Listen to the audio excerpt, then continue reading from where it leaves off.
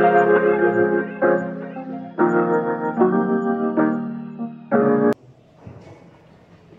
the last session we discussed about resistance.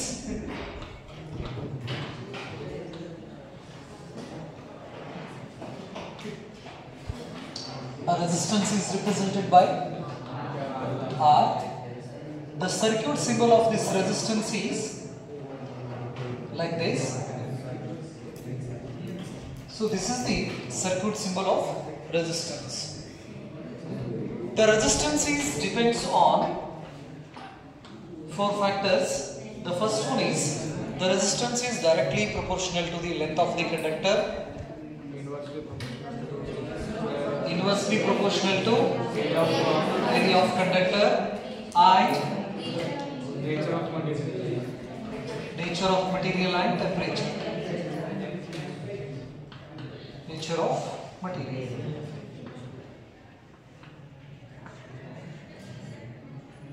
A resistance is nothing but what? That is the opposition offered by the conductor to the flow of electric current. So, in conductor electric charge flow agbekanದ್ರೆ due to collision with the atoms or ions of the material, the resistance rises. So, this opposition offered by this conductor to the flow of electric charge is called what? Resistance. So, resistance length ಮೇಲ್ಗಡೆ directly proportionate ಇದೆ ಅಂದ್ರೆ length ಅನ್ನು ನಾವು increase ಮಾಡಿದ್ರೆ resistance increase ಆಗ್ತಾ ಹೋಗ್ತಿದೆ. Area of cross section ಅನ್ನು ನಾವು increase ಮಾಡಿದ್ರೆ resistance decrease ಆಗ್ತಾ ಹೋಗ್ತಿದೆ. Right? Okay. So ಹಾಗಾದ್ರೆ ಈ ಎರಡು ರಿಲೇಷನ್ಸ್ ಅನ್ನು ತಗೊಂಡ್ರೆ the unit of resistance is ohm ಅಂತ ನಾವು ಕರೀತೀವಿ. From these two relations we can write R is proportional to L by A ಅಂತ ನಾವು ಕರೀತೀವಿ. ಈ proportional constant ಅನ್ನು ರಿಮೂವ್ ಮಾಡಿದ್ರೆ R is equal to rho L by A. So this is another expression of resistance. The first expression of resistance is that is R is equal to V divided by I. The second expression is R is equal to rho L by A ಅಂತ ನಾವು ಕರೀತೀವಿ. So ಹಾಗಾದ್ರೆ here where rho stands for what? That is a resistivity.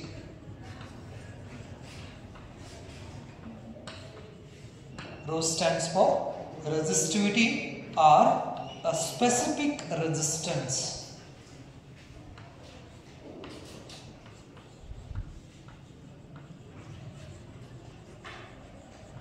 Or specific resistance.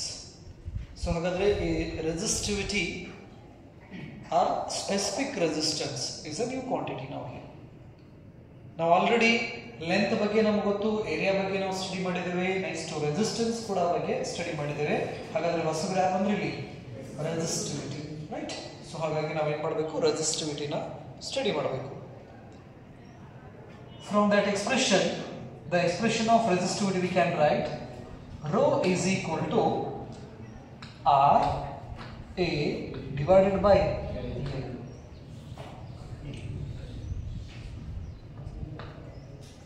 So this is the first expression of resistivity. Here R stands for resistance, A stands for area of cross section, and L stands for length of the wire or conductor. So the unit of resistance is ohm, area is meter square divided by unit of length is meter. So ಹಾಗಾಗಿ square metre cancel ಆಯ್ತು ಅಂದ್ರೆ ಏನು ಉಳಿತೈತಿ ಇಲ್ಲಿ? Ohm metre ನೆನಪಿರಲಿ. So SI unit of rho, that is resistivity or specific resistance is ohm meter. Remember, ಜಾಸ್ತಿ students ohm per metre ಬರೀತಾರೆ, ತಪ್ಪಾಗೋದು ನೆನಪಿರಲಿ. ಹೇಳಬೇಕಾದ್ರೂ ಕೂಡ ಓಮ್ ಪರ್ ಮೀಟರ್ ಅಂತ ಹೇಳೋರು ಜಾಸ್ತಿ. ವೈವಾ ಕ್ವಶನ್ಸ್ ಇವೆಲ್ಲ ಪ್ರಾಕ್ಟಿಕಲ್ ವೈವಾ ಕ್ವಶನ್ಸು. ರೆಸಿಸ್ಟೆನ್ಸ್ ಅಂದ್ರೆ ಏನು? ರೆಸಿಸ್ಟೆನ್ಸ್ ಅದು SI ಯೂನಿಟ್ ಏನೋ, ರೆಸಿಸ್ಟಿವಿಟಿ ಅಂದ್ರೆ ಏನು? ರೆಸಿಸ್ಟಿವಿಟಿ SI ಯೂನಿಟ್ ಅಂತ ಕೇಳಿದಾಗ ಓಮ್ ಪರ್ ಮೀಟರ್ ಅಂತ ಹೇಳಿ ಮಾರ್ಕ್ಸ್ ಕಳ್ಕೊಂಡವ್ರು ಜಾಸ್ತಿ. It's ohm meter. SI unit of resistivity is ohm meter. So resistivity is nothing but what? It is the resistance offered by the conductor of unit length and unit area of cross section. So ಹಾಗಾದ್ರೆ resistivity first definition ತಗೊಳ್ಳಿ. resistivity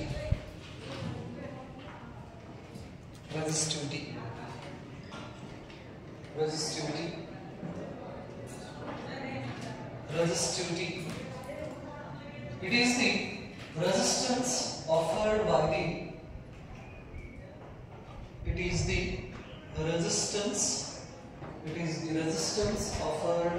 the resistance offered by the conductor of a unit length and unit area of cross section. It is the resistance offered by the conductor of unit length and unit area of cross section. Unit length and unit area of cross section. Unit area of cross section and unit length ಅಂತ ಬರೆದ್ರು okay, problem ಇಲ್ಲ. Okay, so ಹಾಗಾದ್ರೆ a resistivity is nothing but what? The length of the conductor should be unit. ಅಂದ್ರೆ L ಏನಿರಬೇಕು? 1 unit ಇರಬೇಕು. Next area of cross section ಕೂಡ ಎಷ್ಟಿರಬೇಕು?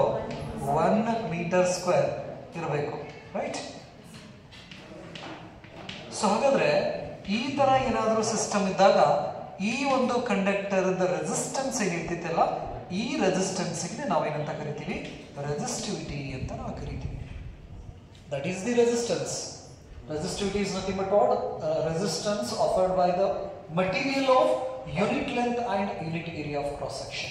So ಹಾಗಾದ್ರೆ ಇದಕ್ಕೆ ಸ್ಪೆಸಿಫಿಕ್ ಆಗಿ ಹೇಳ್ತೀವಿ ನಾವು, ಲೆಂತ್ ಇಷ್ಟ ಇರಬೇಕು ಅಂತ ಹೇಳಿ. ಹಾಗಾಗಿ ಇದಕ್ಕೆ ಇನ್ನೊಂದು ಹೆಸರು ಸ್ಪೆಸಿಫಿಕ್ ರೆಸಿಸ್ಟೆನ್ಸ್ ಅಂತ ಹೇಳ್ತೀವಿ. ಸ್ಪೆಸಿಫಿಕ್ ಅಂದ್ರೆ 1 unit length, 1 unit area of cross section ಇರಬೇಕು. ಹಾಗಾಗಿ ಇದರ ಹೆಸರು ಏನಂತ ಹೇಳ್ತೀವಿ ನಾವು? ಸ್ಪೆಸಿಫಿಕ್ ರೆಸಿಸ್ಟೆನ್ಸ್ ಅಂತ ಕರಿತೀವಿ. ನೆನಪಿಡಿ, ರೆಸಿಸ್ಟೆನ್ಸ್ ಹೇಳಬೇಕಾದ್ರೆ ನಮಗೆ ಲೆಂತ್ ಇಷ್ಟ ಇರಬೇಕು, ಏರಿಯಾ ಇಷ್ಟ ಇರಬೇಕು ಅಂತ ಏನಿಲ್ಲ ಕಂಡೀಷನ್ಸ್. ಬಟ್ ರೆಸಿಸ್ಟಿವಿಟಿನ ಹೇಳಬೇಕಾದ್ರೆ ಲೆಂತ್ ಮತ್ತು ಏರಿಯಾ ಆಫ್ ಕ್ರಾಸ್ ಸೆಕ್ಷನ್ ಗೆ ನಾವು ಕಂಡೀಷನ್ ಹಾಕ್ತೀವಿ. ಇಷ್ಟು ಕಂಡೀಷನ್ಸ್ ಇದ್ದಾಗ ಏನು ರೆಸಿಸ್ಟೆನ್ಸ್ ಬರ್ತಿತ್ತಲ್ಲ, ಅವಾಗ ಅದನ್ನ ನಾವು ರೆಸಿಸ್ಟೆನ್ಸ್ ಅನ್ನೋದಿಲ್ಲ, ಬದಲಿಗೆ ರೆಸಿಸ್ಟಿವಿಟಿ ಅಂತ ನಾವು ಕರಿತೀವಿ, right? So the SI unit of resistivity is ohm meter. The dimensional formula, resistance ಏನು ಬರ್ತಿರೋ dimensional formula? M1 L to the power 2 T to the power minus 3 A to the power minus 2. ಇದೆದರದಿದು resistance. ಅದು so ಹಾಗಾದ್ರೆ resistivity, resistance ಅದ dimensional formula ಗೊತ್ತಿದೆ. 1 metre add ಆಗ್ತಿತ್ತಲ್ಲ, so ಹಾಗಾದ್ರೆ L to the power 3. The dimensional formula or dimensional equation ಈ ರೀತಿ ಬರೆದ್ರೆ dimensional equation m to the power 1 L to the power 3 T to the power minus 3 E to the power minus 2 is the dimensional equation of resistivity. The left part of this equation or right part of this equation, ಹಿಂಗೆ ನಿಂತ್ರೆ left, ಹಿಂಗೆ ತಗೊಂಡ್ರೆ right. So ಹಾಗಾದ್ರೆ ಈಗ right part of this expression is the dimensional formula. And it is a scalar quantity.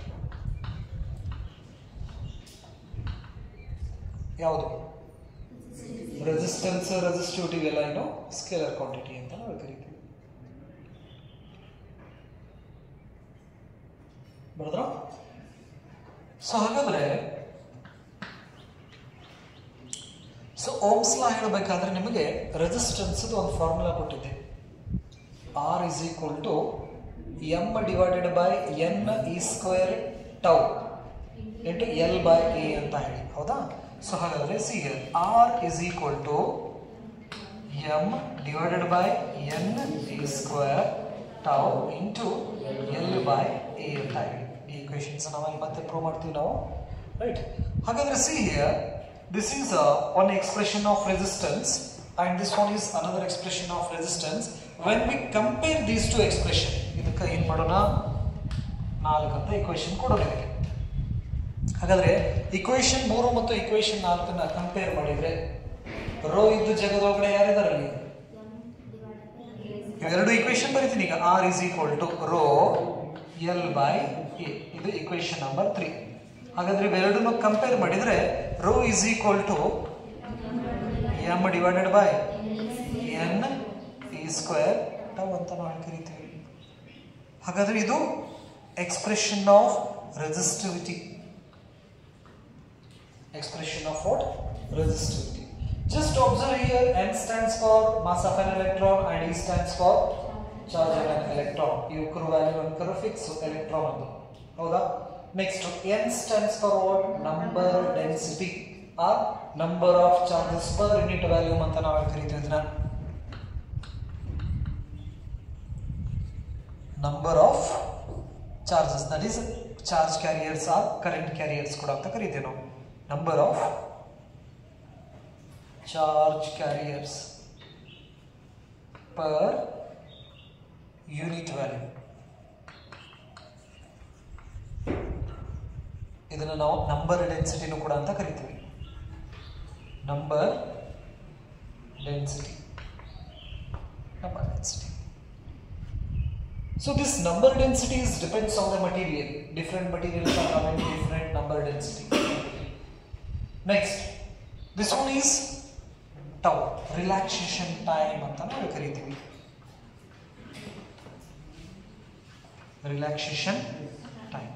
So this relaxation time and temperature has a relation. Relaxation time ಮತ್ತು temperature ಮಧ್ಯೆ ಇರತಕ್ಕಂತ relations ಅನ್ನು ನಾವು ನೋಡಿದ್ದೀವಿ, right? Relaxation time and temperature directly ಇಲ್ಲ, inversely ಇಲ್ಲ. What is the page inversely? Inversely proportionate. Naturally, in case of conductor ಅಥವಾ temperature increases, relaxation time decreases. So therefore, temperature and relaxation time has inverse relation. ಇವೆಲ್ಲ ನಮಗೆ ಮುಂದೆ ಬೇಕಾಗ್ತಾವ. Conductor, insulator, semiconductors ನಾವು ಅವ್ರ ಬಗ್ಗೆ ಡಿಸ್ಕಷನ್ ಮಾಡಬೇಕಂದ್ರೆ ಟೆಂಪರೇಚರ್ ಮತ್ತು ರಿಲ್ಯಾಕ್ಸೇಷನ್ ಟೈಮ್ ಏನು ರಿಲೇಷನ್ಸ್ ಇದೆ ಅನ್ನೋದು ಗೊತ್ತಿರಬೇಕು ನಮಗೆ. ಸೊ ಹಾಗಾದ್ರೆ ಇದೆ relaxation time is depends on temperature. ಇಲ್ಲಿ ಎಮ್ ಫಿಕ್ಸ್ ಕಾನ್ಸ್ಟೆಂಟ್ ಐತಿ, ಇ ಕಾನ್ಸ್ಟೆಂಟ್ ಐತಿ. ಹಾಗಾದ್ರೆ the resistivity is depends on two factors. One is n, number density. It means nature of the material, because the number density is different for different material. ಹಾಗಾಗಿ resistivity nature of the material ಮೇಲೆ depend ಇರ್ತೈತಿ ಒಂದು. Next, its depends on another thing, relaxation time. Relaxation time is depends on temperature. Therefore, the resistivity is depends on temperature. Resistivity depends on. Resistivity depends on. Resistivity depends on.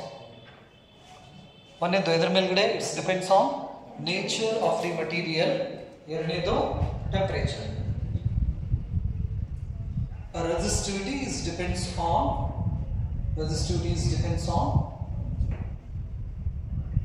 nature of the material and ಎರಡನೇದು temperature. ನೆನಪಲ್ಲಿ resistivity ಅಂತ ಬಂತಂದ್ರೆ ಎರಡು point ಮೇಲೆ ಲಕ್ಷ್ಯ ಇರಬೇಕು. ಒಂದು nature of the material ಮೇಲ್ಗಡೆ ಲಕ್ಷ್ಯ ಇರಬೇಕು, ಟೆಂಪರೇಚರ್ ಮೇಲ್ಗಡೆ ಲಕ್ಷ್ಯ ಇರಬೇಕು. ಟೆಂಪರೇಚರ್ ಚೇಂಜ್ ಆಯ್ತಂದ್ರೆ ರೆಸಿಸ್ಟಿವಿಟಿ ಚೇಂಜ್ ಆಗ್ತೈತಿ materials. Nature of the material change ಇತ್ತು ಅಂದ್ರೂ ರೆಸಿಸ್ಟಿವಿಟಿ ಚೇಂಜ್ ಆಗ್ತೈತಿ. ಬಟ್ ರೆಸಿಸ್ಟೆನ್ಸ್ ಬಂದಾಗ 4 ಫ್ಯಾಕ್ಟರ್ ಬಗ್ಗೆ ಲಕ್ಷ್ಯ ಇರಬೇಕು. ಒಂದು length, area of cross section, temperature, nature of the material. Point clear ಆಯ್ತು? ಎರಡು ಬರೋಣ. Resistivity is depends on nature of the material and temperature.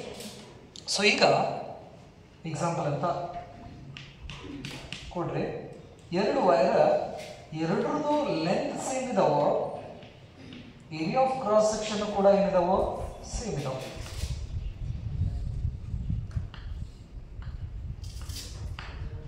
ಒಂದಿದ aluminium, ಇದು ಕಾಪರ್. ಟೆಂಪರೇಚರ್ ಕೂಡ ಒಂದೇ ಟೆಂಪರೇಚರ್ದೊಳಗಡೆ ಇಟ್ಟಿವಿ ನಾವು, 300 ಕೆಲ್ವಿನ್ ಟೆಂಪರೇಚರ್. ಈಗ ಈ ತರ ಒಂದು ಸಿಚುವೇಶನ್ಸ್ ನಮಗಿದೆ. ಇದರಲ್ಲಿ ರೆಸಿಸ್ಟೆನ್ಸ್ ಬಗ್ಗೆ ಹೇಳಬೇಕು ಮತ್ತು ನಾವು ರೆಸಿಸ್ಟಿವಿಟಿ ಬಗ್ಗೆ ಹೇಳಬೇಕು. ಏನು ಹೇಳ್ತೀವಿ? They have given two materials. One is aluminium and another one is copper. both wires are having a same length and same area of cross section and kept at a same temperature. ಹಾಗಾದ್ರೆ ಅವರ resistance ಏನಾಗ್ತೈತಿ, resistivity ಏನಾಗ್ತೈತಿ, ಎರಡರದು. ಈ ಒಂದನೇ conductor ಬಗ್ಗೆ ಹೇಳ್ರಿ. ಈಗ ಇದು ಒಂದನೇ ಕಂಡಕ್ಟರ್, ಇದು ಎರಡನೇ ಕಂಡಕ್ಟರ್ ಅಂತ ಹೇಳ್ತೀವಿ. ಇವನ್ನೆರಡು ಕಂಪೇರ್ ಮಾಡಿದ್ರೆ ಅಂದ್ರೆ ಇವೆರಡರಲ್ಲಿ ಏನ್ ಸೇಮ್ ಇರ್ತೈತಿ, ಏನು ಡಿಫ್ರೆಂಟ್ ಆಕೈತಿ. ರೆಸಿಸ್ಟೆನ್ಸ್ ಬಂತಂದ್ರೆ ಏನೇನು ಅಬ್ಸರ್ವ್ ಮಾಡಬೇಕು, ಲೆಂತ್, ಏರಿಯಾ, ಟೆಂಪರೇಚರ್, ನೇಚರ್ ನೆನಪಿರ್ಲಿ, ಹೌದಾ? ಸೊ ಹಾಗಾದ್ರೆ ಲೆಂತ್ ಸೇಮ್ ಐತಾ, ಸೇಮ್ ಐತಿ. ಏರಿಯಾ ಸೇಮ್ ಐತಾ, ಎರಡರದ್ದು ಸೇಮ್ ಐತಿ. ಟೆಂಪರೇಚರ್ ಎರಡರದ್ದು ಸೇಮ್ ಐತಿ. Nature of the material different. So ಹಾಗಾದ್ರೆ ರೆಸಿಸ್ಟೆನ್ಸ್ ಸೇಮ್ ಬರ್ತೈತಾ, ಡಿಫ್ರೆಂಟ್ ಬರ್ತೈತಾ? ಡಿಫ್ರೆಂಟ್ ಬರ್ತೈತಿ. ನೆಕ್ಸ್ಟ್ ರೆಸಿಸ್ಟಿವಿಟಿ ಬನ್ನಿ. ರೆಸಿಸ್ಟಿವಿಟಿ ಬಂದ್ರೆ ಏನು ಅಬ್ಸರ್ವ್ ಮಾಡ್ಬೇಕು, temperature, nature of the material. Temperature ಏನೈತಿ, ಸೇಮ್ ಐತಿ, but nature of the material different. ಅಂದ್ರೆ ರೆಸಿಸ್ಟಿವಿಟಿ ಡಿಫ್ರೆಂಟ್ ನೆನಪಿರ್ಲಿ. ಈಗ ನಾನು ಇದ್ರ ಬಾಜು ಇನ್ನೊಂದು ಮೂರನೇ ಕಂಡಕ್ಟರ್ ನ ಕೊಡ್ತೀನಿ. ಇದರ ಲೆಂತ್ ಕಡಿಮೆ ಐತಿ, area of cross section same ಐತಿ, ಟೆಂಪರೇಚರ್ ಎ ಸೇಮ್ ಐತಿ, ಟೆಂಪರೇಚರ್ ಕೂಡ 300 ಕೆಲ್ವಿನ್ ಟೆಂಪರೇಚರ್ ಐತಿ, ಲೆಂತ್ ಅಷ್ಟೇ ಕಡಿಮೆ ಐತಿ. ಇದು ಅಲ್ಯೂಮಿನಿಯಂ. ಇವಾಗ 1 ಮತ್ತು 3 ಇವನಷ್ಟೇ ತಗೋರಿ. ಈಗ ಅವನಷ್ಟು ಅಬ್ಸರ್ವ್ ಮಾಡಿ 1 ಮತ್ತು 3ರಲ್ಲಿ ಯಾವುದು ಸೇಮ್ ಐತಿ, ಯಾವುದು ಚೇಂಜ್ ಐತಿ ಅಂದ್ರೆ ರೆಸಿಸ್ಟೆನ್ಸ್ ಮತ್ತು ರೆಸಿಸ್ಟಿವಿಟಿ ಬಗ್ಗೆ.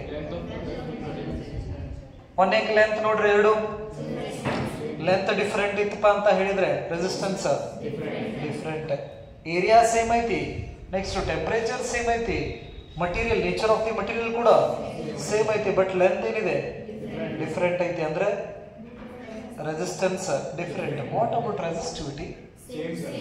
ಯಾಕಂದ್ರೆ ಟೆಂಪರೇಚರ್ ಸೇಮ್ ಐತಿ, nature of the material same ಐತಿ, ಹಾಗಾಗಿ ರೆಸಿಸ್ಟಿವಿಟಿ ಸೇಮ್ ಐತೈತಿ. ಈಗ ಅಲ್ಯೂಮಿನಿಯಂ ನಾವು ದೊಡ್ಡ ದರ ತಗೊಳ್ಳಿ, ಸಣ್ಣ ಚೂರ ತಗೊಳ್ಳಿ, ನಾವು ಅಲ್ಯೂಮಿನಿಯಂ ಸಣ್ಣ ಪೀಸ್, ಹೌದಾ?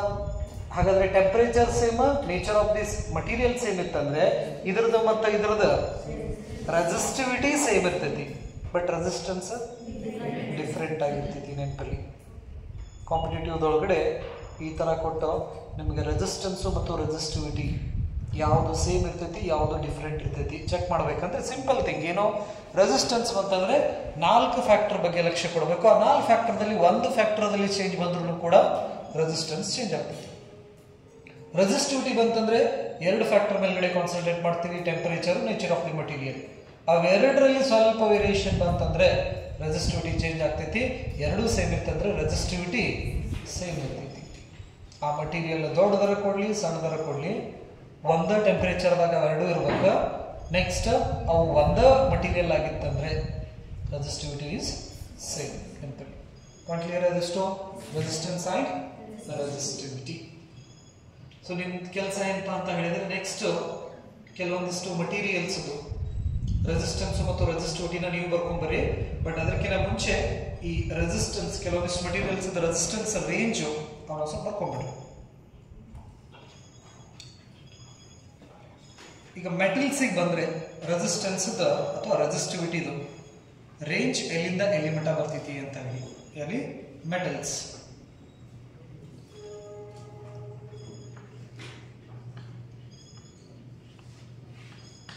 ಮೆಟಲ್ಸ್ ರೆಸಿಸ್ಟಿವಿಟಿ ರೇಂಜ್ ಎಲ್ಲಿ ಮಟ್ಟ ಅಂದ್ರೆ 10 to the power -2 to 10 to the power -8.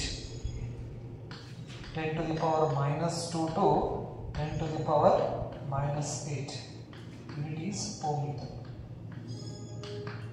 ಇದರದ್ದು metals resistivity order 10 to the power -2 to 10 to the power -8. So ಒಂದು ಕಡಿಮೆ ಐತೆ, ಜಾಸ್ತಿ ಆಯ್ತಾ? ಕಡಿಮೆ ಐತೆ, 10 to the power ಮೈನಸ್ ಇದೆ. ಸೊ ಹಾಗಾಗಿ ಕಡಿಮೆ ಆಗ್ತೈತೆ. ಹಾಗಾಗಿ ನಾವು ಮೆಟಲ್ಸ್ ಅನ್ನ ಎಲೆಕ್ಟ್ರಿಕ್ ಚಾರ್ಜ್ ಅನ್ನ ಕ್ಯಾರಿ ಮಾಡಕ್ಕೆ ಯೂಸ್ ಮಾಡ್ತೀವಿ ಸಿಂಪಲಿ. Next semiconductors.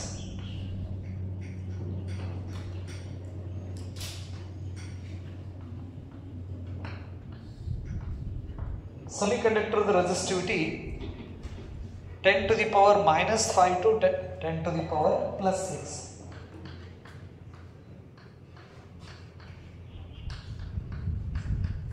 Plus 6. ಇದ್ರದ್ದು ಆರ್ಡರ್ ನೋಡ್ರಿ -5 plus 6. ಅಂದ್ರೆ ರೆಸಿಸ್ಟಿವಿಟಿ ಕಡಿಮೆನೂ ಆಗ್ತೈತಿ, ರೆಸಿಸ್ಟಿವಿಟಿ ಜಾಸ್ತಿನೂ ಆಗ್ತೈತಿ. ನೆನಪಲ್ಲಿ the resistivity is depends on temperature. Temperature is not in our hand, that temperature is controlled by nature. ಈ ಸೆಮಿಕಂಡಕ್ಟರ್ ಒಳಗಡೆ ಆ ಸೆಮಿಕಂಡಕ್ಟರ್ ಟೆಂಪರೇಚರ್ ಕಡಿಮೆ ಇದ್ದಾಗ ಇನ್ಸುಲೇಟರ್ ತರನು ಬಿಹೇವ್ ಮಾಡ್ತಾವ. ಇನ್ಸುಲೇಟರ್ ತರ ಬಿಹೇವ್ ಮಾಡಕತ್ತವಪ್ಪ ಅಂತ ಹೇಳಿದ್ರೆ 10 to the power plus 6 ಬರ್ತೈತಿ. ಅದೇ ಟೆಂಪರೇಚರ್ ರೂಮ್ ಟೆಂಪರೇಚರ್ ಬಂತಂದ್ರೆ ಕಂಡಕ್ಟರ್ ತರ ಬಿಹೇವ್ ಮಾಡಕ್ ಸ್ಟಾರ್ಟ್ ಮಾಡ್ತಾವ. ಅವಾಗ resistivity 10 to the power minus 5 ಇರ್ತೈತಿ. ಅದಕ್ಕೆ ಅದರ ಹೆಸರು ಸೆಮಿ ಕಂಡಕ್ಟರ್ ಅಂತ ನಾವು ಹೇಳ್ತೀವಿ.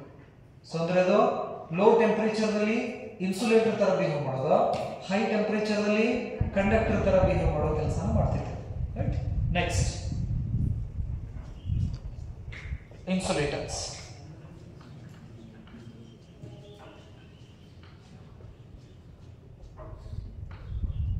Insulators 10 to the power 11 to 10 to the power 90.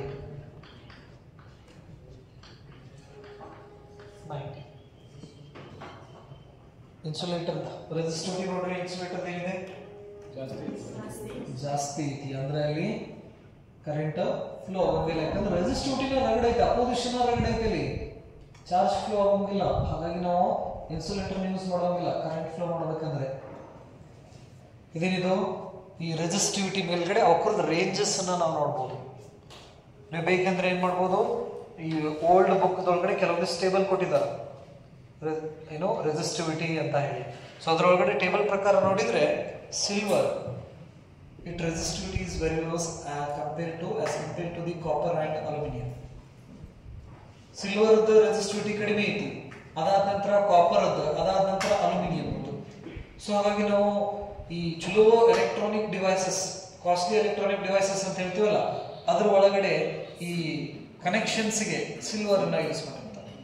ಅದಕ್ಕೆ ಅದ್ರ ಕಾಸ್ಟ್ ಏನು ಜಾಸ್ತಿ, ಅದ್ರ ಪರ್ಫಾರ್ಮೆನ್ಸ್ ಚಲೋ ಇರ್ತೈತಿ, ಕಂಡಕ್ಟಿವಿಟಿ. ನೆಕ್ಸ್ಟ್ ಸಿಲ್ವರ್ ಅಷ್ಟಕೊಂಡ ನಮ್ಗೆ ಸಿಗೋಂಗಿಲ್ಲ, ಹೌದಾ? ಕಾಪರ್ ಹೋಗ್ತೀವಿ ನಾವು. ಅದಾದ ನಂತರ ನೆಕ್ಸ್ಟ್ ಬರೋದು ಕಾಪರ್. ಕಾಪರ್ ಅನ್ನ ನಾವು ಇಲ್ಲಿ ಮನೆ ಒಳಗಡೆ ಏನು ಸರ್ಕ್ಯೂಟ್ಸ್ ಮಾಡ್ತೀವಲ್ಲ, ಇಲ್ಲೆಲ್ಲ ಯೂಸ್ ಮಾಡ್ತೀವಿ. ಅಷ್ಟು ಮಟ್ಟ ನಮ್ಗೆ ಕಾಪರ್ ಅವೈಲೇಬಲ್ ಐತಿ. ಬಟ್ ಅದ ಮೇನ್ ಲೈನಿಗೆ ಹೋದಿವಪ್ಪ ಅಂದ್ರೆ ನಮ್ಗೆ ಕಾಪರ್ದ ಅಬಂಡೆನ್ಸ್ ಕಡಿಮೆ ಇರೋದ್ರಿಂದ ನಾವು ಹೊರಗಡೆ ಮೇನ್ ಲೈನ್ದಲ್ಲಿ ಕಾಪರ್ ಹಾಕೋಂಗಿಲ್ಲ, ಅಲ್ಯೂಮಿನಿಯಂ ಹಾಕ್ತೇವೆ. ಯಾಕಂದ್ರೆ ಅದು ಜಾಸ್ತಿ ಸಿಗ್ತದೆ ನಮಗೆ. ಮೇನ್ ಲೈನಿಂದ ನಾವು ಬರ್ಬೇಕಾದ್ರೆಲ್ಲ ಅಲ್ಯೂಮಿನಿಯಂ ವೈರ್ ಇರ್ತೈತಿ ನೆನಪಲ್ಲಿ, ರೈಟ್? ಸೊ ಈ ಸಿಲ್ವರ್, ಆಮೇಲೆ ಕಾಪರ್, ಅಲ್ಯೂಮಿನಿಯಂ ಹಿಂಗ್ ರೇಂಜಸ್ ಇದಾವೆ. ಅವ್ನು ಸ್ವಲ್ಪ ಏನು ಮಾಡ್ಕೊರಿ, ನೋಡ್ಕೊರಿ, right? So this is all about what resistance and resistivity. One clear I know? Okay. We are studying Ohm's law. Ohm's law says that what? The potential difference across the conductor is directly proportional to the current flowing through it when the physical condition of the conductor is kept constant. So ಹಾಗಾದ್ರೆ Ohm's law ಪ್ರಕಾರ ಏನು ಹೇಳ್ತಿತ್ತಂದ್ರೆ voltage apply ಮಾಡೋದು voltage ಆ ಕಂಡಕ್ಟರ್ದಲ್ಲಿ flow ಆಗ್ತಕ್ಕಂಥ ಕರೆಂಟಿಗೆ directly proportionate ಇರ್ತೈತಿ.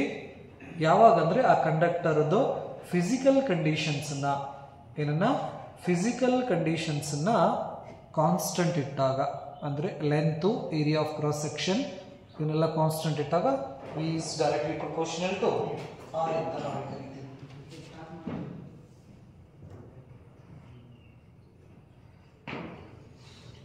According to that expression, V is equal to I R ಅಂತ ನಾವು ಬರೀತೀವಲ್ಲ, ಆ ಎಕ್ಸ್ಪ್ರೆಷನ್ಸ್ ದಿಂದ ಎಕ್ಸ್ಪೆರಿಮೆಂಟಲ್ ಅಂತ ಕೂಡ ನಾವು ಕರಿತೀವಿ. ಓಮ್ಸ್ ಲಾ ಪ್ರಕಾರ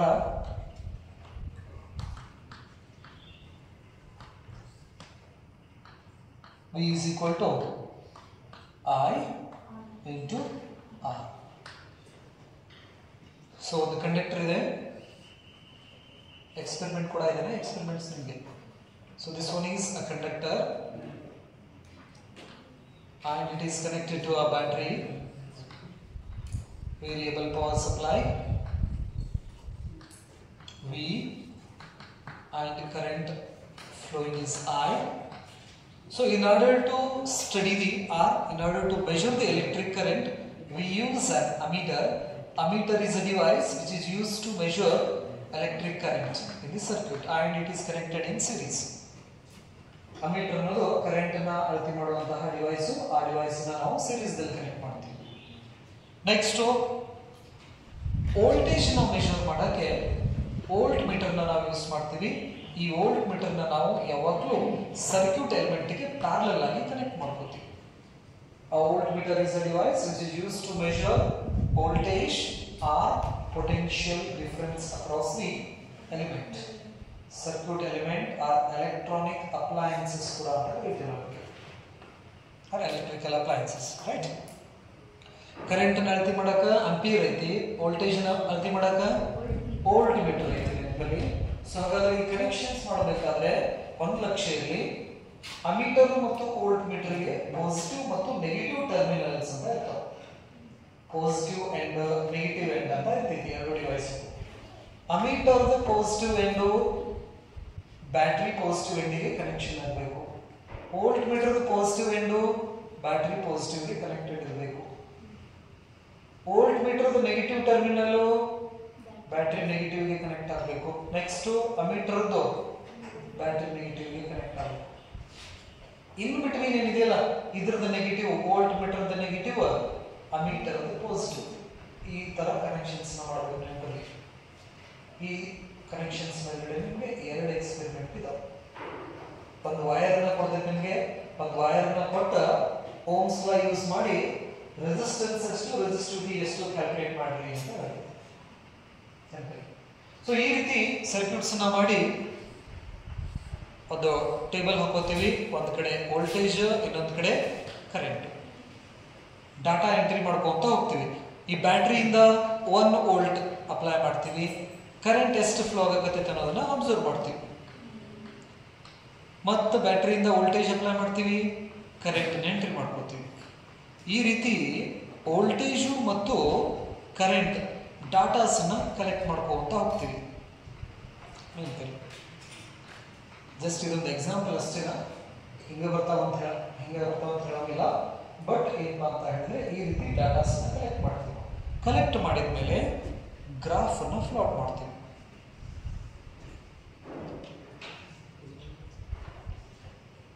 x axis ಗುಂಟಾ, along x axis voltage, along y axis current. So when we plot the graph of voltage versus current, if the graph starts from the origin and has a linear relations or a straight line like this, origin ಇಂದ start ಆಗಬೇಕು. Next ಈ ತರ straight line ಏನಾದರೂ ಬಂತಂದ್ರೆ ಇದನ್ನ ನಾವು linear graph ಅಂತ ಹೇಳ್ತೀವಿ. Linear graph or curve. So what it indicates, this curve or a straight line indicates the voltage is directly proportional to the current. ಹಾಗಾದ್ರೆ ಗ್ರಾಫ್ ನ ಪ್ಲಾಟ್ ಮಾಡಿದಾಗ ಈ ತರ ಏನಾದರೂ ಸ್ಟ್ರೇಟ್ ಲೈನ್ ಬಂತಂದ್ರೆ ಅದರ ಅರ್ಥ ಏನು? ವೋಲ್ಟೇಜ್ ಮತ್ತು ಕರೆಂಟ್ ನೇರ ಅನುಪಾತದಲ್ಲಿದಾವೆ ಅಂತ ಅರ್ಥ. ಅಂದ್ರೆ voltage is directly proportional to current. ಈ ತರ ಯಾವ್ಯಾವ ಡಿವೈಸಸ್ ಶೋ ಮಾಡ್ತಾವಲ್ಲ ಅಂತ ಡಿವೈಸ್ ನಾವು ಓಮಿಕ್ ಡಿವೈಸಸ್ ಅಂತ ಹೇಳ್ತೀವಿ. ಅಂದ್ರೆ ಈಗ ಈ ಕಂಡಕ್ಟರ್ ಇದ್ದ ಜಾಗದೊಳಗಡೆ ಕಂಡಕ್ಟರ್ ಹಾಕಿದೀವಿ ನಾವು, ಈ ತರ ಸ್ಟ್ರೇಟ್ ಲೈನ್ ಬಂತು. ಹಾಗಾಗಿ conductor is a ಓಮಿಕ್ device at normal temperature. Remember, ಹಾಗಾದ್ರೆ ಓಮ್ಸ್ ಲಾ ಇದೆಯಲ್ಲ, ಈ ಓಮ್ಸ್ ಲಾನ ನಾವು ಹೈ ಟೆಂಪರೇಚರ್ ಮತ್ತು ಲೋ ಟೆಂಪರೇಚರ್ ದಲ್ಲಿ ಓಮ್ಸ್ ಲಾನ ಅಪ್ಲಿಕೇಬಲ್ ಮಾಡಕ್ಕೆ ಬರೋದಿಲ್ಲ. ಯಾಕಂದ್ರೆ ಲೋ ಟೆಂಪರೇಚರ್ ಮತ್ತು ಹೈ ಟೆಂಪರೇಚರ್ ದಲ್ಲಿ ಈ ರೆಸಿಸ್ಟೆನ್ಸ್ ಮತ್ತು ರೆಸಿಸ್ಟಿವಿಟಿ ವೇರಿಯೇಷನ್ ಸ್ಟಾರ್ಟ್ ಆಗ್ತದೆ. Because resistance is depends on temperature, resistivity is also depends on temperature, and current is depend on resistance. So ಹಾಗಾಗಿ a Ohm's law is applicable for normal temperature. It is not applicable for very low and very high temperature. This is one of the limitation of Ohm's law. ಆ Ohm's law the limitations ಏನಪ್ಪಾ ಅಂದ್ರೆ, ಒಂದು limitation ಏನು ಹೇಳ್ಬೋದು ನಾವು, Ohm's law ನ ಬಹಳ ಕಡಿಮೆ ಲೋ ಟೆಂಪರೇಚರ್ ಒಳಗಡೆ ಅಥವಾ ಹೈ ಟೆಂಪರೇಚರ್ದಲ್ಲಿ ಕಂಡಕ್ಟರ್ಗೆ ಅಪ್ಲೈ ಮಾಡಕ್ ಬರೋಂಗಿಲ್ಲ. ಒಂದು ರೈಟ್, ಈ ಪಾಯಿಂಟ್ ಅನ್ನ ನೆನಪಿರಲಿ. ಹಾಗಾದ್ರೆ ಯಾವ ಮಟೀರಿಯಲ್ ಈ ರಿಲೇಷನ್ಸ್ ಅನ್ನ ಅಂದ್ರೆ ಈ ಕಂಡಕ್ಟರ್ ಇದ್ದ ಜಾಗದೊಳಗಡೆ ಆ ಮಟೀರಿಯಲ್ ನ ತಗೊಂಡ್ಬಂದು ಹಾಕೋದು. ಇದನ್ನ ತೆಗಿತೇನೆ, ಇದನ್ನ ತೆಗೆದು ಬೇರೆ ಡಿವೈಸಸ್ ನಾದ್ರು ಕನೆಕ್ಟ್ ಮಾಡ್ರಿ ಅಥವಾ ಬೇರೆ ಮಟೀರಿಯಲ್ ನಾದ್ರು ಕನೆಕ್ಟ್ ಮಾಡ್ರಿ. ಕನೆಕ್ಟ್ ಮಾಡಿ ಡಾಟಾಸ್ ನ ತಗೊಂಡು ಗ್ರಾಫ್ ಹಾಕಿದ್ರೆ ಈ ತರ ಬಂತಂದ್ರೆ ಅದು ಓಮ್ಸ್ ಲಾನ ಒಬೇ ಮಾಡಕತ್ತೈತಿ ಅಂತ ಅರ್ಥ. ಆ ಡಿವೈಸ್ಗೆ ನಾವೇನಂತ ಕರಿತೀವಿ? ಓಮಿಕ್ ಡಿವೈಸಸ್ ಅಂತ ಕರಿತೀವಿ. ಅಂದ್ರೆ those are the devices which obeys Ohm's law. For example ammeter, voltmeter, galvanometer and conductor. These are the examples for ohmic devices. So ಹಾಗಾದ್ರೆ ohmic devices ಬರೀರಿ, ಇಲ್ಲಿ ಮಟ್ಟ ಬರೋಣ. ohmic devices, ohmic devices.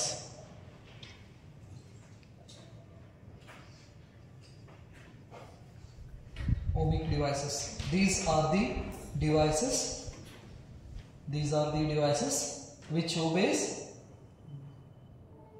These are the devices which obeys.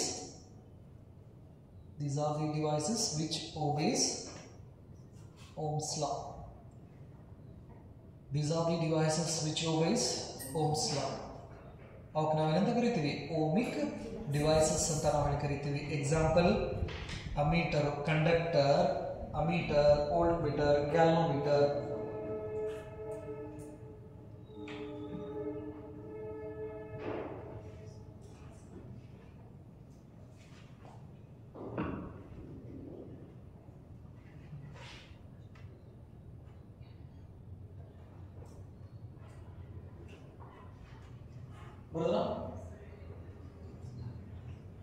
These are the ohmic devices.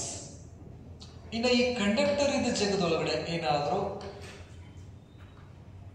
Semi conductor ಹಾಕಿದ್ರೆ, example silicon, germanium, gallium arsenide, ಈ ತರ semi conductors ನಾವೇನಾದರೂ ಹಾಕಿ experiment ಅನ್ನ ಮಾಡಿ ಡಾಟಾಸ್ ತಗೊಂಡು ಗ್ರಾಫ್ ಹಾಕಿದ್ರೆ we get a graph like this. ಈ forward bias ಮತ್ತೆ ರಿವರ್ಸ್ ಬಯಾಸ್ ಅಂತ ನೋಡ್ತೀವಿ ನಾವು ಸೆಮಿ ಕಂಡಕ್ಟರ್ನಲ್ಲಿ.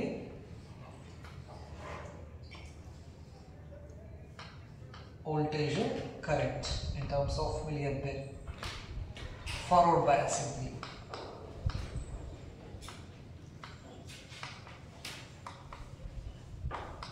Forward bias. ಸೊ ಹಾಗಾದ್ರೆ ಫಾರ್ವರ್ಡ್ ಬಯಾಸಿಂಗ್ ನಲ್ಲಿ we get a graph like this. Voltage current graph ಈ ರೀತಿ ಬರ್ತದೆ ಫಾರ್ವರ್ಡ್ ಬಯಾಸ್. ಹಾಗಾದ್ರೆ ನೋಡ್ರಿ, ಒರಿಜಿನ್ ಇಂದ ಏನೋ ಸ್ಟಾರ್ಟ್ ಆಗೈತಿ, ಬಟ್ ಸ್ಟ್ರೈಟ್ ಲೈನ್ ಐತಾ? ಲೀನಿಯರ್ ಇಲ್ಲ. This is a non linear curve ಅಂತ ನಾವು ಕರಿತೀವಿ ಅದಕ್ಕೆ. ಸೊ ಹಾಗಾದ್ರೆ ಈ ತರ ಏನಾದರೂ ನಾನ್ ಲೀನಿಯರ್ ಇತ್ತಂದ್ರೆ, ನಾನ್ ಲೀನಿಯರ್ ಗ್ರಾಫ್,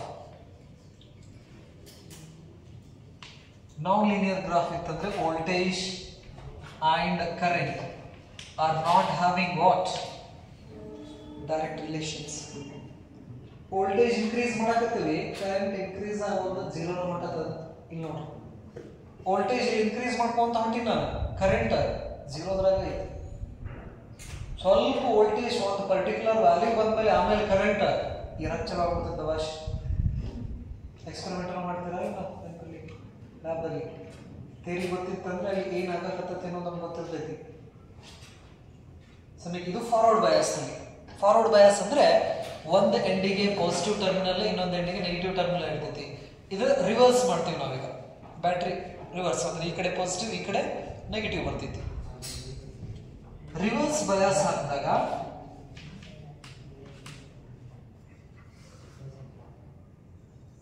ಈ ತರ ಬರ್ತೈತಿ. So means reverse bias.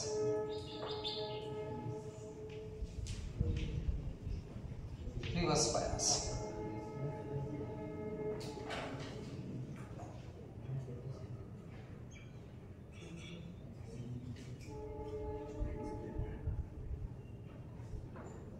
So ಹಾಗಾಗಿ ಇಲ್ಲಿ ಓಮ್ಸ್ ಲಾ ಏನಾಗೋದಿಲ್ಲ, ಒಬೆ ಆಗೋದಿಲ್ಲ. ಹಾಗಾಗಿ ಈ ತರ ಡಿವೈಸ್ಗೆ ನಾವು ನಾನ್ ಓಮಿಕ್ ಡಿವೈಸಸ್ ಅಂತ ಕರೀತೀವಿ. Example semiconductor or semiconducting devices, diodes, triodes, ಮತ್ತೆ thermistors, discharge tubes. These are the some non-ohmic devices.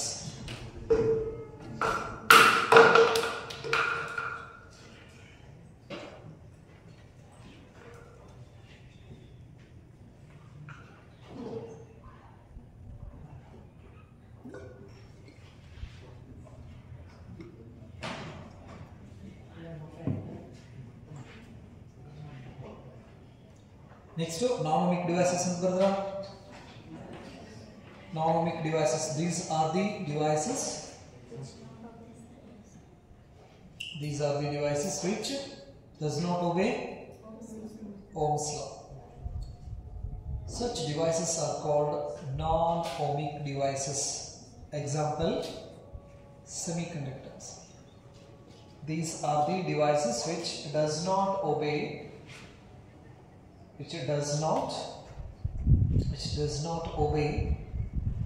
Ohm's law.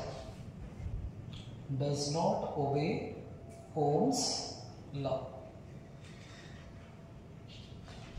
Example for non-ohmic devices: semiconductors,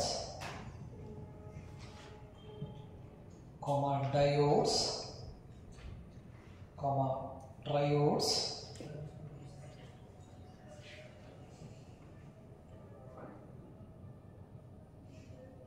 triodes, ಅಂದರೆ ಟ್ರಾನ್ಸಿಸ್ಟರ್ಸ್ ಅಂತ ನಾವು ಕರಿತೀವಿ. Next thermistors and discharge tubes. ಇವೆಲ್ಲ ಇದಕ್ಕೆ example ಇವು non ohmic devices ಇದೆ. ಇನ್ನೊಂದು ಸೆಮಿಕಂಡಕ್ಟರ್ ಡಿವೈಸ್ ಇದೆ, ಗ್ಯಾಲಿಯಂ ಆರ್ಸೆನೈಡ್ ಅಂತ ನಾವು ಕರಿತೀವಿ. ಗ್ಯಾಲಿಯಂ ಆರ್ಸೆನೈಡ್ ಯಾವುದು semiconductor device. So gallium arsenide graph ನಾವು ಪ್ಲಾಟ್ ಮಾಡಿದ್ರೆ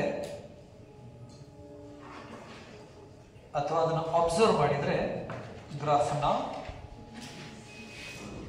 ಎಕ್ಸ್ಪೆರಿಮೆಂಟ್ ಕೊಡೋಂಗಿಲ್ಲ. ಎಕ್ಸ್ಪೆರಿಮೆಂಟ್ ನಲ್ಲಿ ನಾವು ಕಂಡಕ್ಟರ್ ಕೊಡ್ತೀವಿ, ಇದನ್ನ ನಾವು ಎಕ್ಸ್ಪೆರಿಮೆಂಟ್ ಮಾಡಿ ಅಬ್ಸರ್ವ್ ಮಾಡಬಹುದು. Semiconductor forward and reverse bias ನಾವು ಮಾಡಿಸ್ತೀವಿ. ಆ ಎಕ್ಸ್ಪೆರಿಮೆಂಟ್ಸ್ ನಾವು ಇದನ್ನು ಅಬ್ಸರ್ವ್ ಮಾಡಬಹುದು. ಬಟ್ ಉಳಿದಿದ್ದನ್ನ ನಮಗೆ ಡಾಟಾಸ್ ಕೊಟ್ಟಿರ್ತಾರೆ, ಜಸ್ಟ್ ಆ ಡಾಟಾಸ್ ಅನಲೈಸ್ ಮಾಡ್ತೀವಿ ಅಷ್ಟೇ. ಗ್ಯಾಲಿಯಂ ಆರ್ಸೆನೈಡ್ ಗ್ರಾಫ್ ನಾವು ಚೆಕ್ ಮಾಡಿದ್ರೆ ಈ ತರ ಗ್ರಾಫ್ ಬರ್ತೈತೆ ನಮಗೆ gallium arsenide.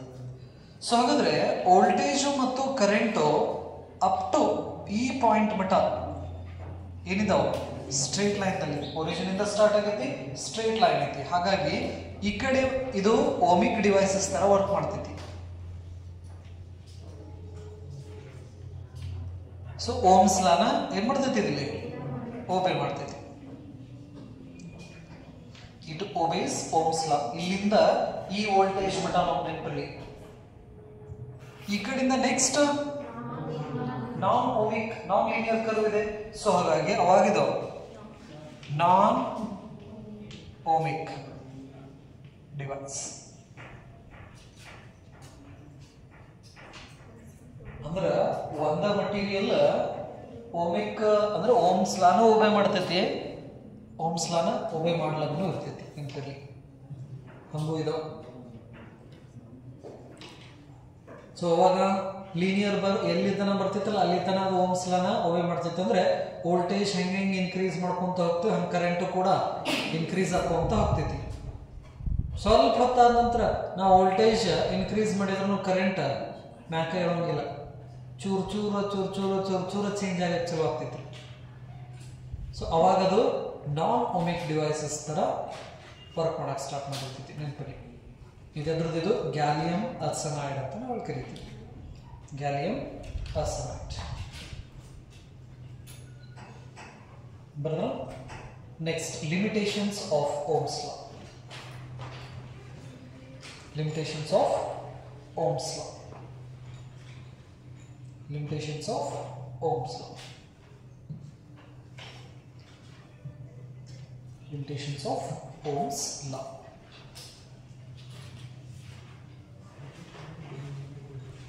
First one. It is not applicable for a conductor. It is not applicable for conductor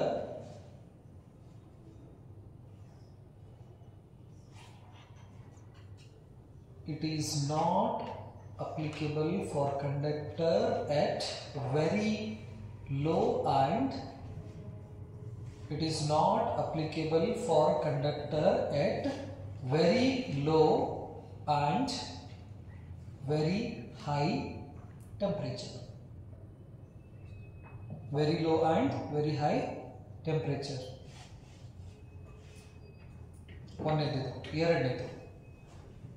It is not applicable for Ohm's law is not applicable for semiconductors.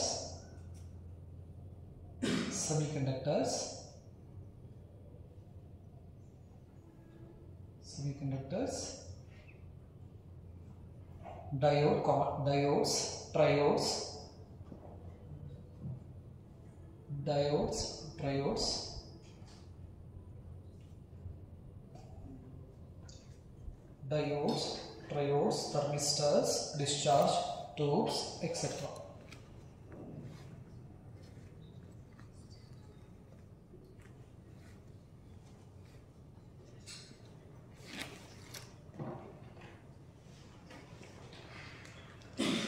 These are the limitations of Ohm's law. Ohm's law, the limitations. So the resistance and resistivity depends on the nature of the material and temperature. So here the temperature is not in our hand, it is controlled by the natures. So when the temperature change resistance change ಆಗ್ತೈತಿ ಅಂತ ನಾವು ಕರಿತೀವಿ, resistivity change ಆಗ್ತೈತಿ ಅಂತ ಕರಿತೀವಿ. ಹಾಗಾದ್ರೆ ಎಷ್ಟು ಅದು ನಾರ್ಮಲಿ ಇವನ್ನೆಲ್ಲ ಸ್ಟಡಿ ಮಾಡಿದ್ಮೇಲೆ ನಮ್ಗೆ ಗೊತ್ತಾಗ್ತೈತಿ ಇವ್ರ ಮೇಲೆ ಡಿಪೆಂಡ್ ಅದಾವು ಅಂತ ಹೇಳಿ. ಟೆಂಪರೇಚರ್ ಅನ್ಕರ ನಮ್ಗೆ ಈಗ ಎಲ್ಲ ಮೆಟಲ್ಸ್ ಟೆಂಪರೇಚರ್ನ ಒಂದೇ ಟೆಂಪರೇಚರ್ ಮೇಂಟೈನ್ ಮಾಡೋಕ್ಕಾಗ್ತೈತೆ. ಈ ಭೂಮಿ ಮೇಲ್ಗಡೆ ಎಷ್ಟು ಎಲ್ಲಿ ಮೆಟಲ್ ಇದಾವಲ್ಲ ಎಲ್ಲ ಅಥವಾ ಎಲೆಕ್ಟ್ರಿಕಲ್ ಕಂಡಕ್ಟರ್ಸ್ ಏನಿದಾವಲ್ಲ ಇಲ್ಲಿ ಸರ್ಕ್ಯೂಟ್ ಯೂಸ್ ಮಾಡೇವಲ್ಲ ನಾವೀಗೆಲ್ಲ ಒಂದೇ ಟೆಂಪರೇಚರ್ ಮೇಂಟೈನ್ ಮಾಡೋಕ್ಕಾಗ್ತೈತಾ? It is highly impossible.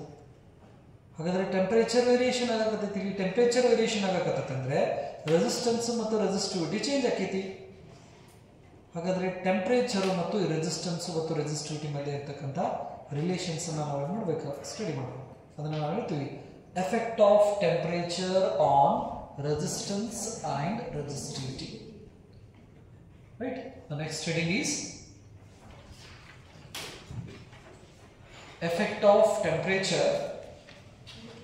effect of temperature on resistance and resistivity.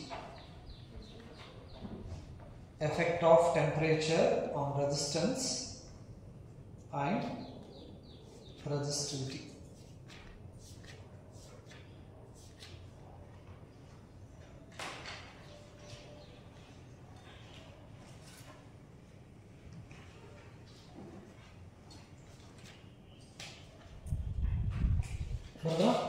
Okay. So ಹಾಗಾದ್ರೆ ಅದರಲ್ಲಿ first one is conductor.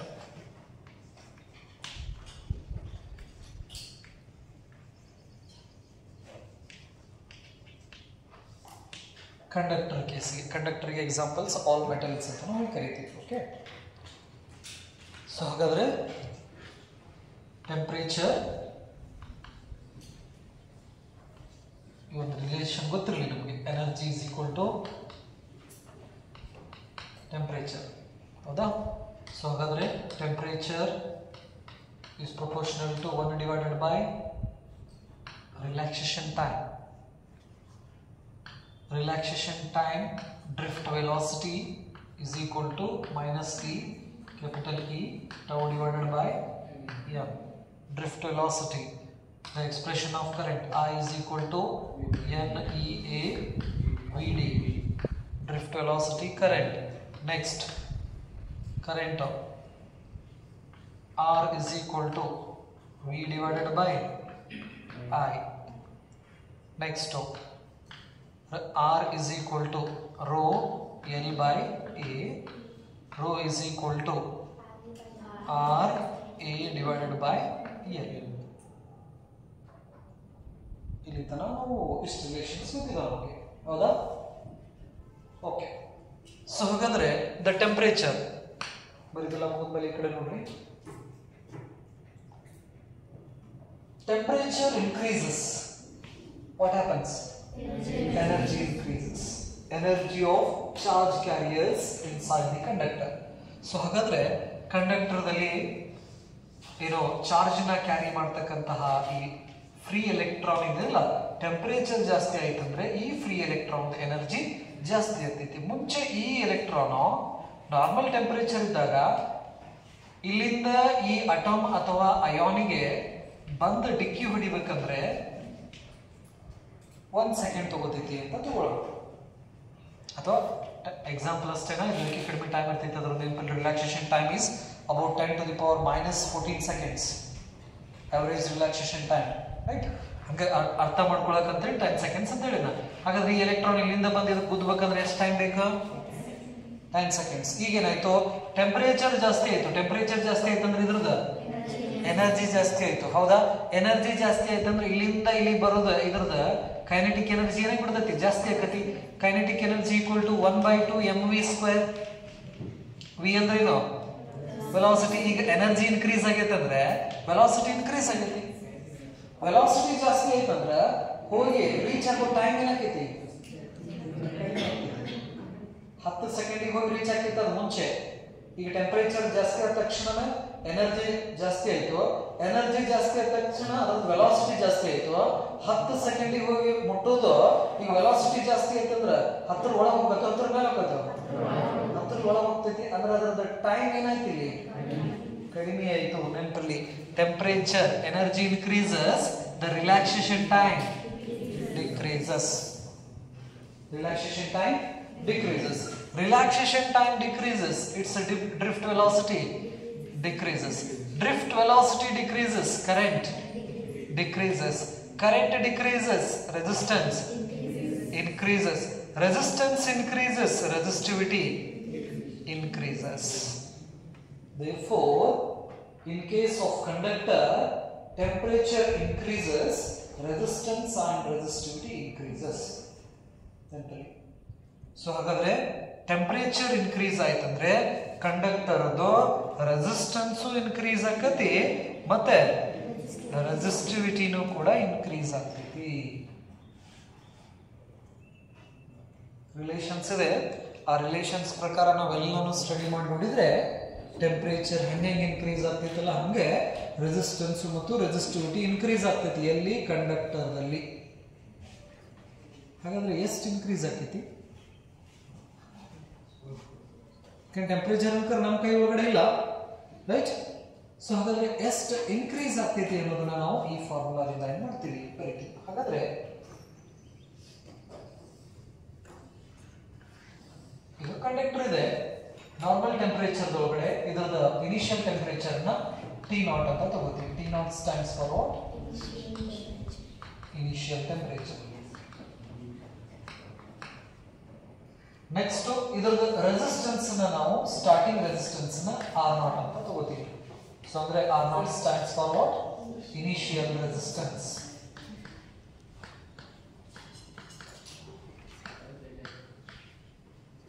Initial resistance. So ಹಾಗಾದ್ರೆ ಇದರದ ರೆಸಿಸ್ಟಿವಿಟಿನ ρ0 ಅಂತ ತಗೋತೀವಿ. ρ0 stands for what? Initial resistivity.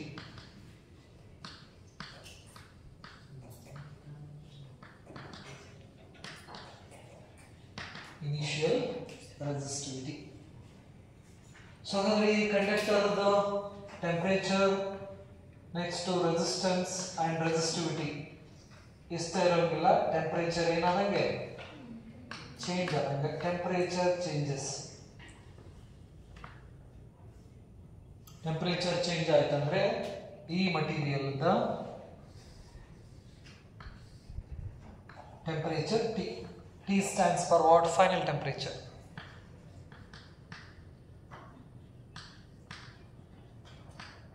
final temperature. R stands for final resistance.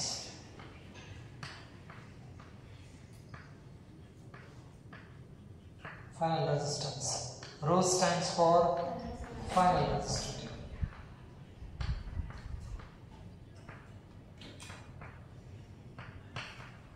Final resistivity. So ಹಾಗಾದ್ರೆ ಇಲ್ಲಿ final temperature T minus initial temperature T naught. ಇದನ್ನ ನಾವು ಚೇಂಜ್ ಇನ್ ಟೆಂಪರೇಚರ್ ಅನ್ಬೋದಾ? T minus T naught. This is change in temperature. Change in temperature. So ಹಾಗಾದ್ರೆ ಇಲ್ಲಿ ನಾವು temperature change ಅಂತ ಹೇಳಿದ್ರೆ ಇನ್ಕ್ರೀಸ್ ಅಂತ ನಾವು ತಗೊಳ್ಳೋಣ. ಟೆಂಪರೇಚರ್ ಏನು ಮಾಡಿದ್ರೆ ಇನ್ಕ್ರೀಸ್ ಮಾಡಿದ್ರೆ. ಸೊ ಹಾಗಾದ್ರೆ ಈ ರಿಲೇಷನ್ ಪ್ರಕಾರ when we increase the temperature of the conductor, what happens? Its resistance and resistivity increases. So graph ನ ಪ್ಲಾಟ್ ಮಾಡಿದ್ರೆ ಟೆಂಪರೇಚರ್ ವರ್ಸಸ್ ಈ ಕಡೆ ಟೆಂಪರೇಚರ್, ಈ ಕಡೆ ರೆಸಿಸ್ಟೆನ್ಸ್ ಅಥವಾ ರೆಸಿಸ್ಟಿವಿಟಿ ಗ್ರಾಫ್ ಅನ್ನು ಹಾಕಿದ್ರೆ ಟೆಂಪರೇಚರ್ ಹೆಂಗೆ ಇನ್ಕ್ರೀಸ್ ಮಾಡ್ಕೊಂತ ಹೋಗ್ತಲ್ಲ ಹಂಗೆ ರೆಸಿಸ್ಟೆನ್ಸ್ ಮತ್ತು ರೆಸಿಸ್ಟಿವಿಟಿ ಇನ್ಕ್ರೀಸ್ ಹಾಕೊಂತ ಹೋಗ್ತೈತಿ.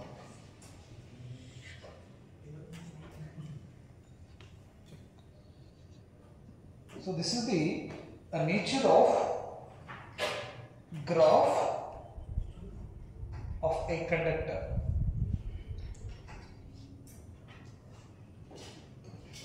Next, R minus, that is R minus R naught na change in resistance.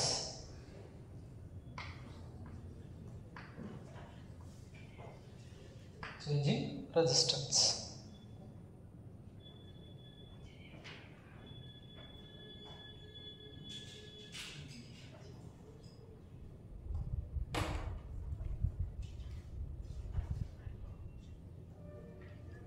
ಬರೋದಾ? ಸೊ ಹಾಗಾದ್ರೆ ಎಷ್ಟು ಎಕ್ಸ್ಪ್ರೆಷನ್ ಪ್ರಕಾರ ವಿ ಹ್ಯಾವ್ ಇದರ ಡೆರಿವೇಷನ್ಸ್ ಇಲ್ಲ.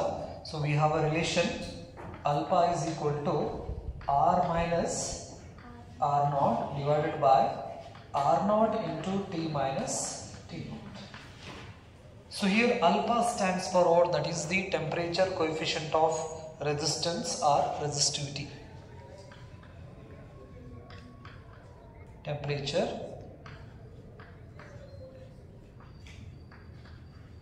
coefficient of resistance or resistivity. ಇದರ ಹೆಸರಿದು temperature coefficient of resistance or resistivity, alpha ಅಂತ ನಾವು ಕರಿತೀವಿ. ಸೊ ಹಾಗಾದ್ರೆ with the help of this expression we can calculate the new resistance and new resistivity. So ಹಾಗಾದ್ರೆ ಈ ಎಕ್ಸ್ಪ್ರೆಷನ್ಸ್ ನಿಂದ ಈ ಕಡೆ ಶಿಫ್ಟ್ ಮಾಡಿದ್ರೆ this becomes alpha R naught T minus T naught is equal to R minus R naught. So ಹಾಗಾದ್ರೆ R naught ಅನ್ನು ಈ ಕಡೆ ಶಿಫ್ಟ್ ಮಾಡಿದ್ರೆ R is equal to R naught plus alpha R naught T minus T. So ಹಾಗಾದ್ರೆ ಇಲ್ಲಿ R naught ಅನ್ನ common ಹೊರಗಡೆ ತೆಗೆದ್ರೆ 1 plus alpha into T minus T. So this is the expression to get the new resistance after increasing the temperature. ಹಾಗಾದ್ರೆ temperature increase ಮಾಡಿದ ಮೇಲೆ resistance change ಆಗತ್ತೆ ಅಂತ ಹೇಳ್ತೀವಿ. ಎಷ್ಟು ಚೇಂಜ್ ಆಯಿತು ಅನ್ನೋದನ್ನ ಕ್ಯಾಲ್ಕುಲೇಷನ್ ಮಾಡಕ್ಕೆ ಈ ಫಾರ್ಮುಲಾನ ಯೂಸ್ ಮಾಡ್ತೀವಿ. ಇದು ರೆಸಿಸ್ಟೆನ್ಸ್ ಫಾರ್ಮುಲಾ. ರೆಸಿಸ್ಟಿವಿಟಿ ಎಕ್ಸ್ಪ್ರೆಷನ್ಸ್ ನಾವು ಹೆಂಗೆ ಬರೀಬಹುದು ಅಂದ್ರೆ rho is equal to rho naught 1 plus alpha T minus T. ಈ ರೆಸಿಸ್ಟೆನ್ಸ್ ಇದು ಜಾಗದೊಳಗಡೆ ನೀವು ರೆಸಿಸ್ಟಿವಿಟಿ ಸಿಂಬಲ್ ಹಾಕಿದ್ರೆ ನಮ್ಗೆ ಇನ್ನೊಂದು ಎಕ್ಸ್ಪ್ರೆಷನ್ ಕೂಡ ಸಿಗ್ತದೆ. ಹಾಗಾದ್ರೆ ಇವೆರಡು ಎಕ್ಸ್ಪ್ರೆಷನ್ ಎದಕ್ಕೆ ಯೂಸ್ ಮಾಡ್ತೀವಿ ನಾವು? ಈ ಕಂಡಕ್ಟರ್ ರೆಸಿಸ್ಟೆನ್ಸ್ ಮತ್ತು ರೆಸಿಸ್ಟಿವಿಟಿ ಟೆಂಪರೇಚರ್ ಮೇಲೆ ಡಿಪೆಂಡ್ ಇದೆ. ಟೆಂಪರೇಚರ್ ಚೇಂಜ್ ಆಯ್ತು ಅಂದ್ರೆ ಅದರ ರೆಸಿಸ್ಟೆನ್ಸ್ ರೆಸಿಸ್ಟಿವಿಟಿ ಚೇಂಜ್ ಆಗ್ತೈತಿ. ಎಷ್ಟು ಚೇಂಜ್ ಆಗ್ತೈತಿ? ರೆಸಿಸ್ಟೆನ್ಸ್ ಕೇಳಿದ್ರೆ ಮೇಲ್ಗಡೆ ಫಾರ್ಮುಲಾ, ರೆಸಿಸ್ಟಿವಿಟಿ ಕೇಳಿದ್ರೆ ಕೆಳಗಡೆ ಫಾರ್ಮುಲಾ. ಒಂದು ಫಾರ್ಮುಲಾನ ನೆನಪಿಡ್ರಿ, ಜಸ್ಟ್ ಆರ್ ಇದ್ದ ಜಾಗದೊಳಗಡೆ ರೋ, ಆರ್ ನಾಟ್ ಇದ್ದ ಜಾಗದೊಳಗಡೆ rho not.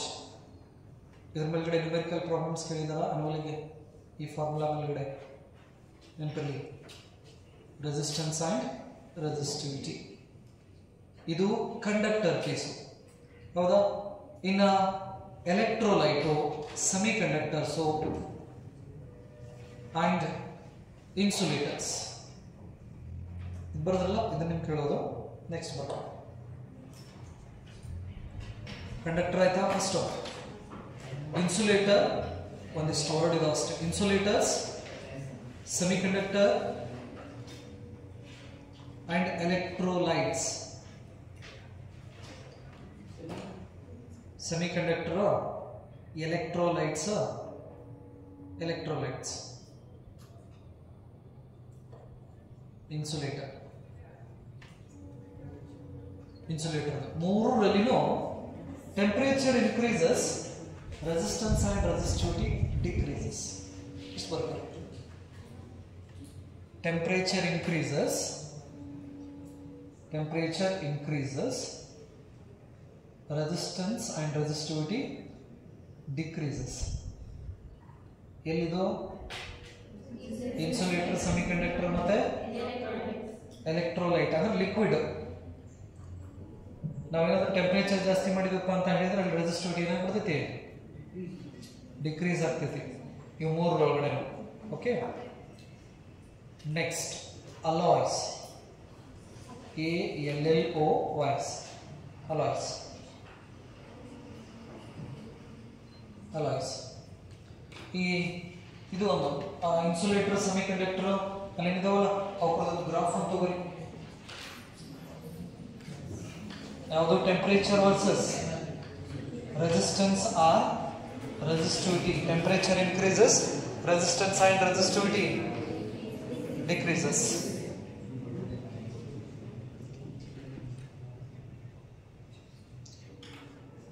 Decreases. In alloys,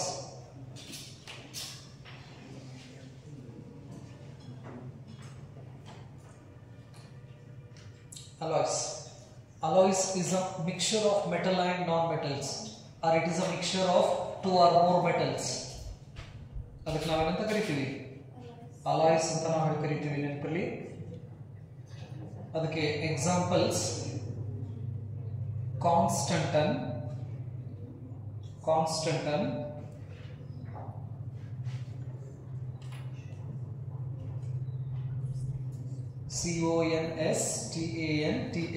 CONSTANTAN, constantan. Next, manganene, MANGANE, iron, constantan, manganene, nicro.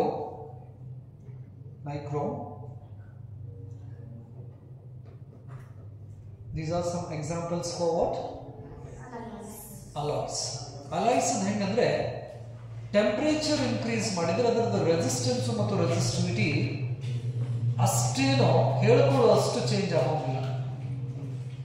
ಅಂದ್ರೆ ಸ್ಮಾಲ್ ಚೇಂಜಸ್ ಇರ್ತೈತಿ, ಅದನ್ನ ನಾವು ನೆಗ್ಲೆಕ್ಟ್ ಮಾಡಬಹುದು ನೆನಪಲ್ಲಿ.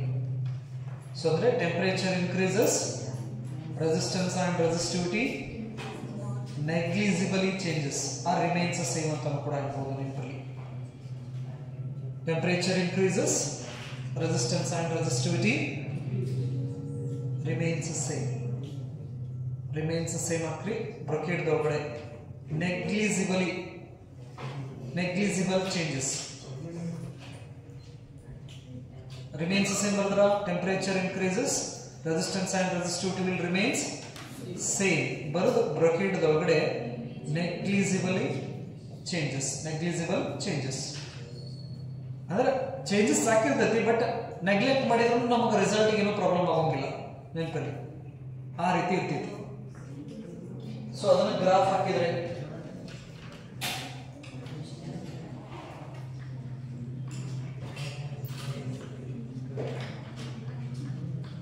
ಈ ರೀತಿ.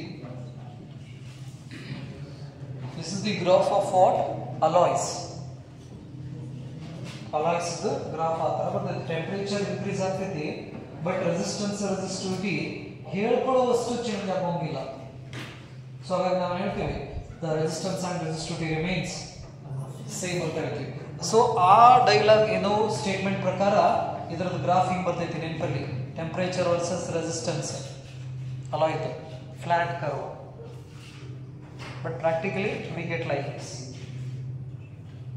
ಸೊ ಹಾಗಾದ್ರೆ ಇಲ್ಲಿ ಬಿಡಬೇಕಾಗಿರೋದು ಟೆಂಪರೇಚರ್ನ ಇನ್ಕ್ರೀಸ್ ಮಾಡಿದರೆ ಕಂಡಕ್ಟರ್ ಕೇಸ್ನಲ್ಲಿ ರೆಸಿಸ್ಟೆನ್ಸು ಮತ್ತು ರೆಸಿಸ್ಟಿವಿಟಿ ಇನ್ಕ್ರೀಸ್ ಆಗ್ತೈತಿ, ಅದರ ಗ್ರಾಫ್ ನೆನಪಿರಬೇಕು.